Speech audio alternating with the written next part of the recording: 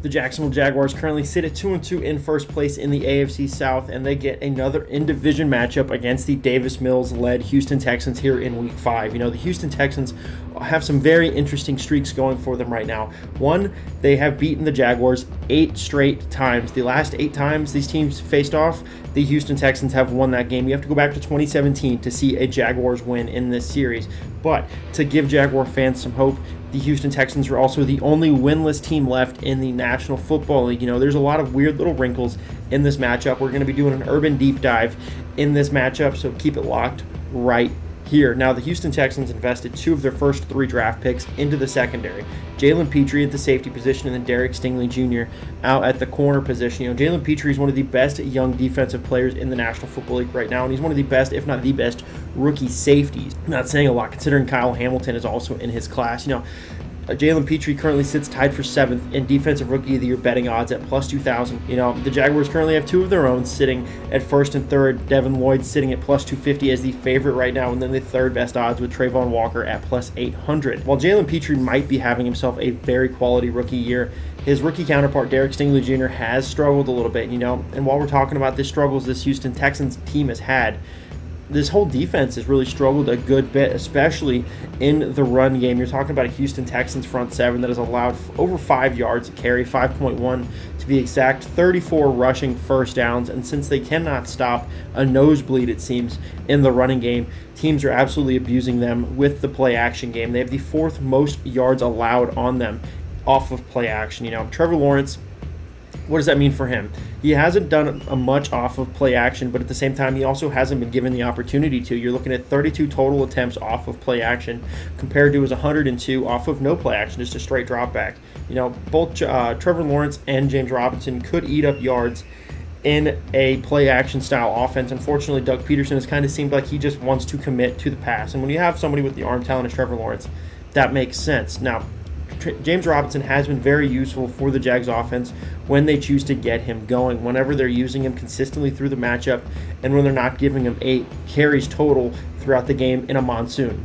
But Trevor Lawrence has absolutely been able to jump on top of opposing teams and just kind of ride the momentum that the defense has created for this team. This defense has continued the streak, and they're going to look to make it 5 straight games of creating at least 1 turnover. Do I think we're going to get another pick 6 like we saw last week? I don't know. It'd be incredible. But Trevor Lawrence has absolutely been able to ride that momentum, and it is one of the bigger reasons this Jaguars team has been as successful as they have been. But like I was talking about earlier, Derek Stingley Jr. is struggling. He's allowed some of the most yardage to opposing pass catchers in the league as far as rookies go. You look at him; he was considered, I believe, he was the highest drafted corner in the draft. It went Trayvon Walker, Aiden Hutchinson, and then Derek Stingley. But with Jalen Petrie being the only real threat that the Houston Texans have back in that secondary, Desmond King could do some things, but he's going to be a guy that takes over a game or really makes impact plays. I don't think so. I think he's just your game manager version of a corner. But Christian Kirk is coming off of a game where he saw his first catch come in the 4th quarter, and he finished the game with 9 targets. And he getting targets throughout the contest, I might add. That can't happen. Yes, he was playing in the rain, but you cannot have a guy finish with 9 targets and 2 catches with the first one coming in the 4th quarter, especially when he's probably going to be seeing a lot of the nickel corner for the Houston Texans. Marvin Jones, like I talked about, is going to draw Desmond King, who's a quality CB2, really just a CB3, nothing special there. And then that brings us to Zay Jones, who has been talked about as he's going to be ready and he's going to be cleared to play come kickoff time. Evan Ingram is somebody that I would love to absolutely see get a bunch of targets on Sunday. The Texans have allowed almost 200 yards, 2 tight ends, and then also 2 touchdowns so far. And then, Evan Ingram is one of the more athletic tight ends in the National Football League. He had the huge drop issue, but he is still a first-round talent, and that is what the Jaguars saw him. That is what they brought him in for, and I think you've seen glimpses of it throughout this season thus far. Let's talk about this offensive line here for a little bit. The offensive line is someone that should be able to hold up against a decent pass rush. I don't want to give them too much credit, because they have 2 guys that have averaging a sack a game. That is a good thing to go into a game with. You're talking about the aging Jerry Hughes, but they also have the developing Jonathan Grenard, who was put on PFF's top 10 year 3 players to make their first Pro Bowl. They both come into this game with 4 sacks in 4 games, so they're both doing very well thus far through the season. But you look at last week, they were facing a Chargers team that didn't have their star left tackle. You're looking at games where they just kind of were able to take advantage of the situation. Now, with the conditions expected to not be a monsoon on Sunday, thank goodness, the Jags should be able to contain the two of them. And hopefully Juwan Taylor kicks back up the revenge tour, and then Cam Robinson just seems like reliable old Cam Robinson that we know and trust. And then for this interior, the Jaguars offensive line, they're going to get another tough task as they draw Malik Collins. You probably haven't heard his name a whole lot, but he is currently one of the best defensive tackles in pass rush win rate according to ESPN Analytics. You're looking at a guy that really could make a decent impact at going up against two newer interior offensive linemen, and then obviously Brandon Sheriff. I'm sure Sheriff can hold his own, but you're looking at Luke Fortner, who has struggled a little bit throughout the year, and then also Ben Barch is kind of just Ben Barch. He's starting to just look like a guy that's kind of okay, nothing great about him. So what kind of success is Malik Collins going to have? That's up in the air. But as a whole, I do expect this Jaguars offensive line to be able to take care of business. I do think it's going to be a pretty dominant run day for the Jaguars as a whole, and I do think they're going to be able to play big boy football and move the Texans out of the way. Now, last week versus the Eagles, the Jaguars had the second most penalties that they'd had all season. Now, while it was just 4, it was 4 penalties. The Texans are coming into this matchup averaging over 6 a game. In their last 3, the Jaguars are averaging 3 per their last 3. You look at the Jaguars, they really have that big outlier in week 1. I believe it was 13 penalties in week 1. Then you really kind of just, you play normal football throughout it. I believe they had 2 against the Chargers. They had 4 in the Eagles game.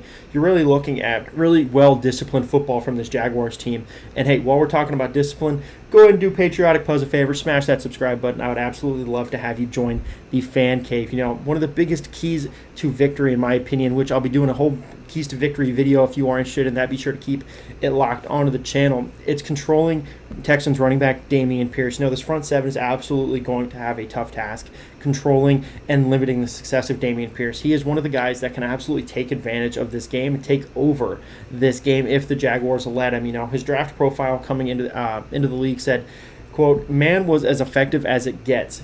He broke 39 tackles on 100 attempts," end quote. That's from PFF, and it rings true to this day. He is just a giant wrecking ball, and he is currently having a very good rookie season. It started off kind of Rex Burkhead was leading the show, but then Lovie Smith finally got it through his head, okay, we need to use Dameon Pierce. Dameon Pierce is our running back. This is who we need to ride to get to victories. Well, last week he busted a 75-yard touchdown run, and he sits with a 5.2 yards per carry average.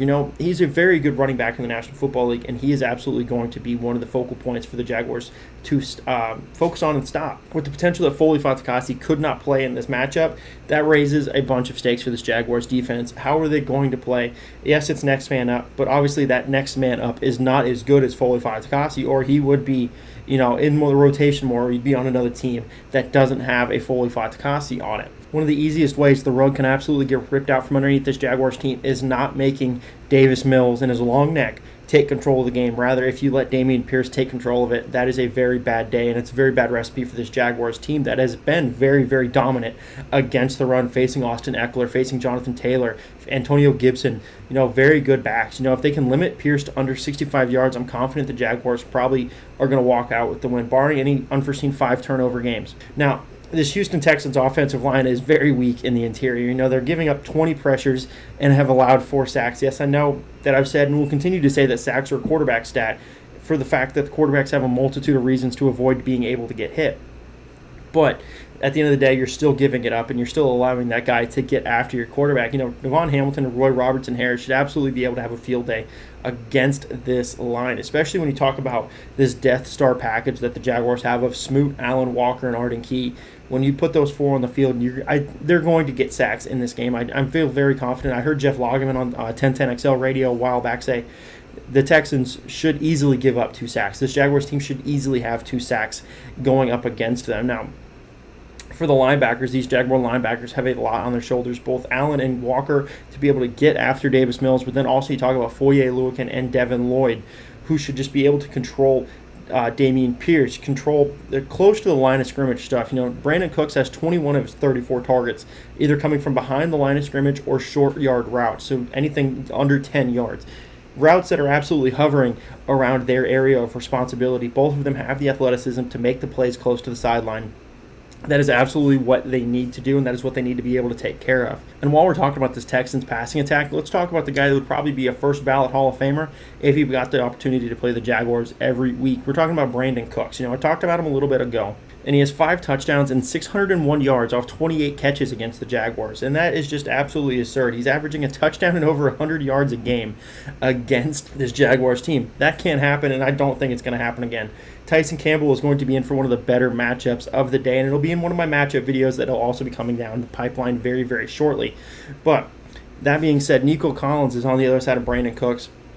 He's a very capable pass catcher, and Shaq Griffin is going to have to be on it as well, as Nico complements very nicely to Brandon Cooks. They have 2 very nice wide receivers, and Brandon Cooks obviously would be the number 1 wide receiver on the Jaguars, and then Nico Collins would fit into the depth chart. He would probably contend for one of the top spots on this roster.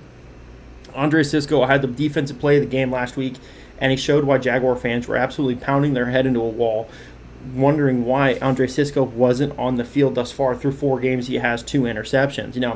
The second-year man out of Syracuse is absolutely balling, but the second-year Jaguar, Rayshawn Jenkins, he came to us from free agency, his second year in a Jaguars uniform. He's not playing like the guy we saw last year in his first year in a Jaguars uniform. Rayshawn Jenkins is absolutely playing out of his mind, and I'm very, very excited to see what this Week 5 matchup against a lackluster Houston Texans offense and passing attack looks like. I'm very excited to see this, and that is the reason why my score prediction for this week is an absolute blowout, 35-10.